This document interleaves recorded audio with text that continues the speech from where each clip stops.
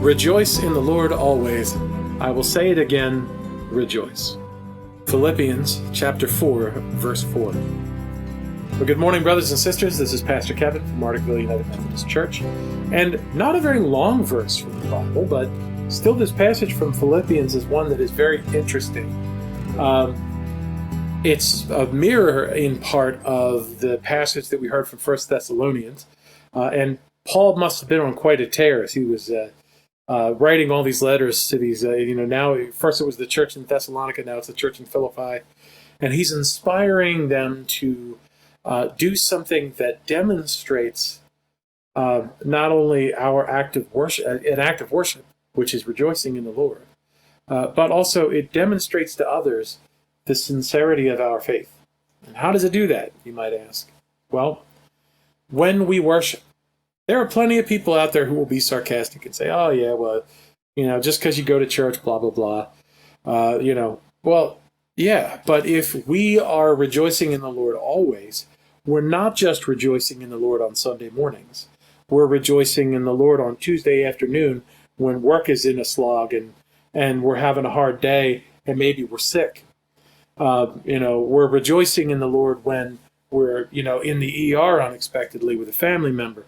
We're rejoicing in the Lord when we get that news about something that our children did wrong at school. I'm not saying that my son did anything wrong at school, by the way. He's fine. But, and he hasn't been to the ER this week, But anyway, it's just a matter of how we exemplify what Christ means to us.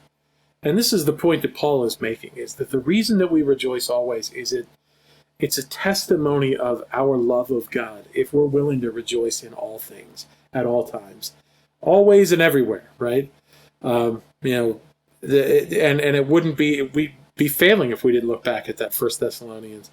Rejoice always, pray continually. I mean, these are the behaviors of a Christian. And as John Wesley would put it, like the mere behavior of a Christian is the nature of a Methodist, a true Methodist. And yeah, I use that phrase deliberately. We